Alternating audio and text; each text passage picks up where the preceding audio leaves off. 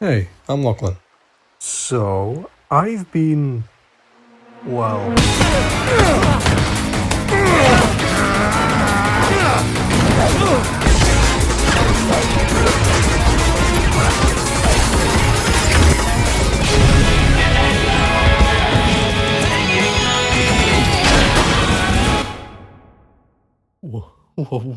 What the hell was that? What was that? For the past few months, I've been releasing a bunch of videos attempting to rescore scenes in Sonic 3 with a more game-inspired score. And to be completely real, I genuinely did not expect how crazy the reception was going to be, especially since this was just kind of an experiment, man. It's been nothing but insane to me. I cannot thank you guys enough for sticking around and watching these and supporting me throughout all of them.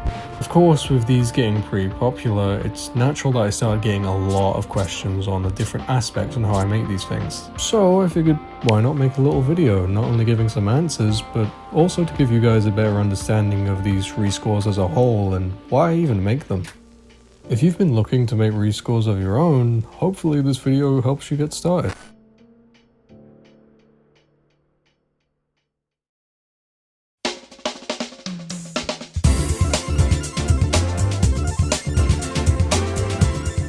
You'd think I'd start off a rescore with the actual scoring and music making itself, since, you know, that's the whole point of these videos. Well, that's true, but you can't exactly redo a movie's score when it's already got a score of its own baked in. So, how do we go about removing the original score? Well, I actually have two different approaches on how you can go about doing this very thing. The first one's pretty direct, so I figured I'd just tackle this one first.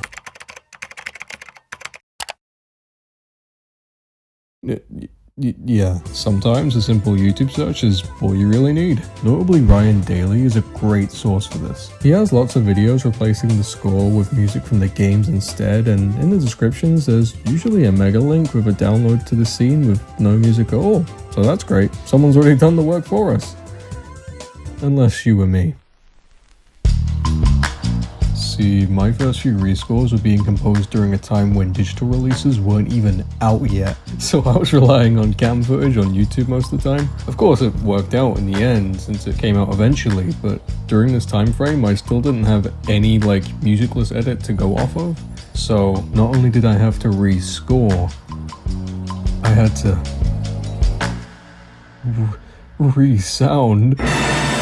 Seriously though, sound design is also something I dabble in from time to time, and honestly the craft behind it is so satisfying. Time consuming for sure, and you can bet I was trying to find any other route I could take, but eventually I caved in and started to resound the scene from the ground up. Too late! Look at me, I'm running on the wrong side of the road! Well, I've got to take in the sights. Paul, John, George, the other one! Like I mentioned, there is easier ways of going around this, but in the case where the scene you're looking for doesn't have a no music edit readily available, I'd say trying this route is not only rewarding, but can achieve really good results. I usually do all my sound work in my editor, Final Cut Pro. I just find it easier to manipulate all the sounds and timing for it. When it comes to vocal isolation, there's already lots of techniques like EQ editing and free accessible softwares that can aid you with that. Hell, there's even some video editors that have features like that built in nowadays. If you're looking for sounds, there's God knows how many sound libraries available on the internet. Some for free, some not, but there's more than plenty out there.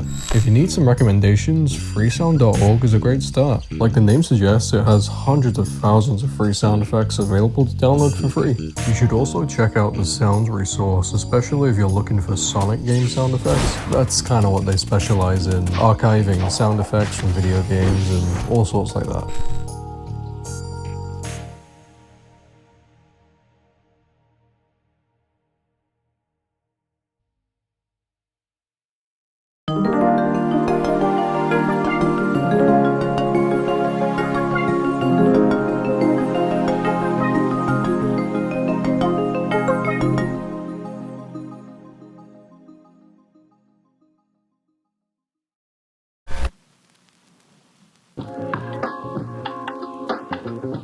Now we've gotten the sound stuff out the way, it's about time we actually talked.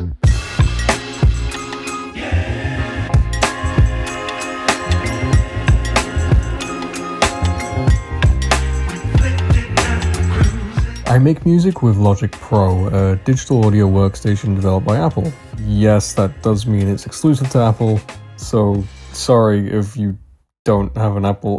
If you've ever used GarageBand, Logic is essentially a more professional, advanced version of that. Built off the same framework and has everything GarageBand has and more. I've been making music with it for roughly 5 years, give or take, and it's definitely my preferred way of making music. A really neat feature that helps out a ton with making these rescores and quite frankly makes them possible is the movie feature. When you import any video file into Logic, it gives you the option to either extract the audio of that video and putting it in the project, or you can open it as a movie track. Opening it will import the video into your timeline as a separate track under movie. The movie will play in its own dedicated section of the UI, and it can even be turned into its own window. You can cut the video at the start or move it around a little bit just to better suit the timing of your score. It's important to note that you can't really exactly split the video, which can make things a bit harder if you're wanting to make a quick edit, but you can definitely manage around it and do some post-editing later.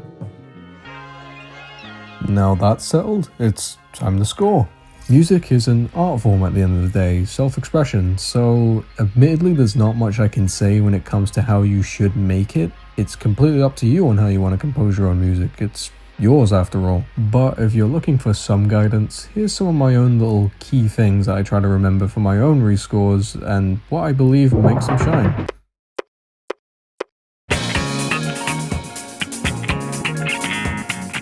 There's nothing more satisfying than when a big crash results in a beat drop, or when smaller, minimal sounds match up to the momentum of a song. Small things like that can go a long way. So I try my best to match my score's tempo with the tempo of the movie, which can be pretty tricky to nail, but very worth it.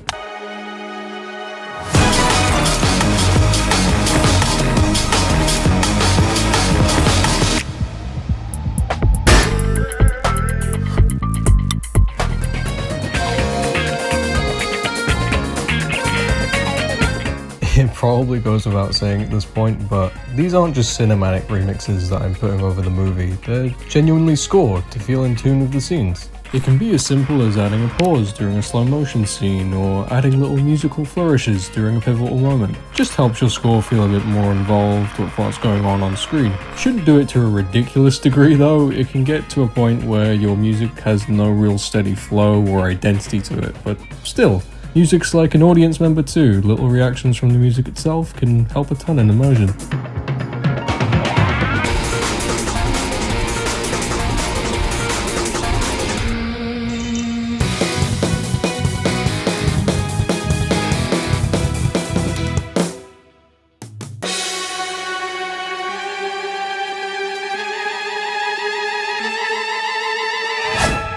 And finally, number 3.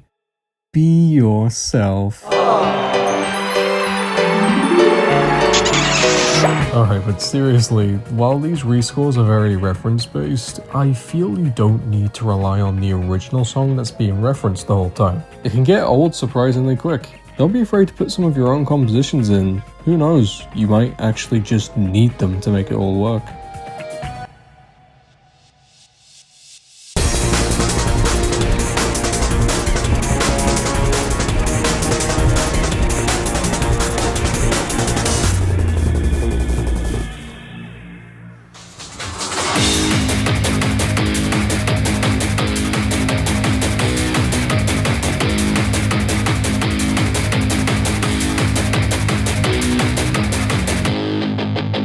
Well, that feels like all the advice I can really give for now. But while I'm on the topic of my process behind these rescores, I wanted to address something that I think is important.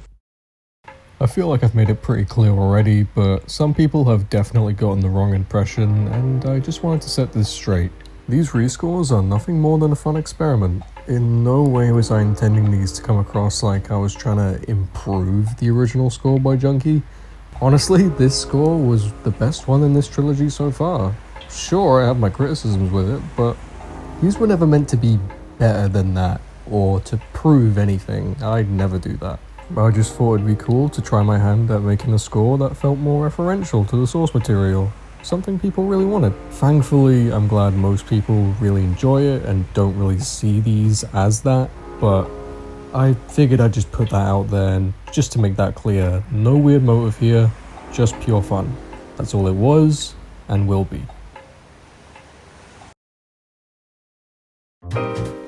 And with that, I think it's a good time to call it here. Thank you so much for watching. Let me know if there's any further questions that you have about these rescores. I know I definitely didn't get through all of them, so put them in the comments and I'll try my best to answer them in any way I can. This has been a very different video for me to produce, especially on this channel, which is why it took so long. But admittedly, this style of video is something I've been wanting to dabble in for a good while now, so gotta start somewhere. I've always wanted to talk about Sonic music in general in videos, so if you'd be interested in seeing more videos from me yapping about this kind of thing, then stay tuned. I'm sure lots of you are wondering, and yeah, I'll be continuing making more rescores in the future. Definitely some for the previous movies too, since I think I've done most of the crucial parts for free. Speaking of the rescores, if you ever wanted to hear them in full HD on their own and downloadable for your own music listening pleasure, then join my Patreon. You can get a bunch of high quality downloads of the rescores and even all the remixes I put up on my channel. You'd get that and some early previews of my future videos and projects and just overall bits of BTS content for $3 a month. It'd really help me out a ton if you could, but totally understandable if that's not your thing. But yeah, that's about it from me. I hope you all enjoyed the video and maybe even learned something new from it. Take care of yourselves, have a great rest of your day and or night, and I'll see you around.